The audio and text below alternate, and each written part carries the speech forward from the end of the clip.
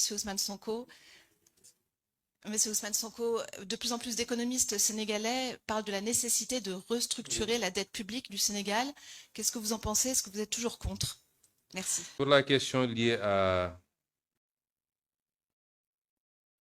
la restructuration, je vous rappelle que nous savons tous la situation dont nous avons hérité, qui au début avait fait l'objet de toutes sortes de contestations et de remises en question. Aujourd'hui, au moins, il n'y a plus de débat sur la réalité de cette dette cachée par l'ancien régime, ce qui est d'une particulière gravité et toutes les conséquences de droit vont en être tirées. Parce qu'on ne peut pas compromettre comme ça l'avenir et même le présent d'un État et d'un peuple pour des considérations strictement politiciennes, j'allais dire électoralistes. Et il faut que la sanction soit assez ferme pour que plus jamais aucune autorité publique n'ose se comporter ainsi. Mais une situation qu'il faut gérer à partir du moment où le constat a été fait, établi et validé par tout le monde. Par le Sénégal, nos institutions autorisées, l'inspection générale des finances, la Cour des comptes, le gouvernement, le président de la République, mais également par tous nos partenaires bilatéraux comme multilatéraux. Ça ne fait plus l'objet de débat. Quand un pays se retrouve avec une dette de 119%, un pays de surcroît pauvre, un déficit de presque 13%, c'est une situation particulière. J'allais dire presque catastrophique, car aucun homme politique ne voudrait hériter d'un pays dans cette situation. Ça nous a mis dans des difficultés dans la gestion de ces premiers mois ou de ces 2 premières années de gestion du pouvoir. Et certainement pour quelque temps après, encore. Nous ne sommes pas dans le fatalisme.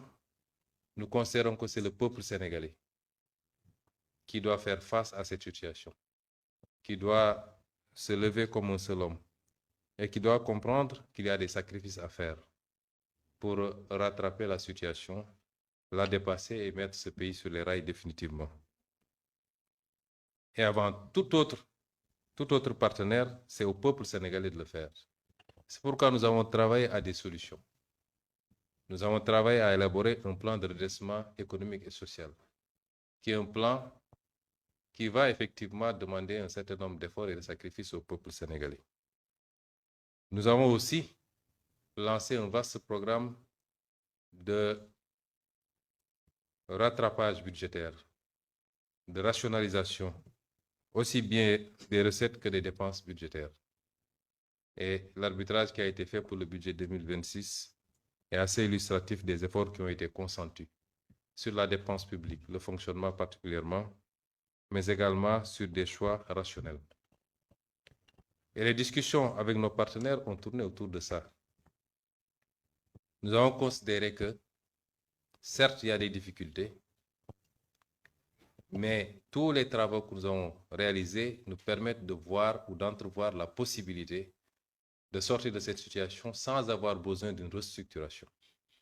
Nous considérons que, de l'analyse que nous en avons faite, notre dette est viable, puisque nous nous débrouillons pour la rembourser depuis 1 an et demi, au plus, sans aucun programme.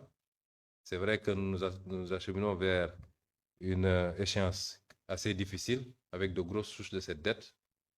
Mais jusqu'à présent, et sans aucun apport, nous avons réussi à refinancer cette dette, et principalement sur le marché régional. Nous considérons que nos projections, aussi bien de croissance que de recettes, sont raisonnables. Et sur cela, il n'y a pas de débat. C'est validé par tous nos partenaires, y compris le fonds.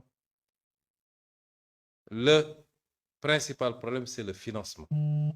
Nous considérons que les efforts que nous faisons à partir du plan de redressement, qui, rien que pour ce budget, nous permet de générer 960 milliards de plus additionnels au budget, et ça va aller crescendo à partir de 2027, pourrait nous permettre de combler une bonne partie de ce gap. Et nous nous sommes mis à envisager pas mal de solutions avec d'autres partenaires qui nous donnent à penser que nous pouvons y parvenir. Et c'est ça le rôle du Fonds monétaire international.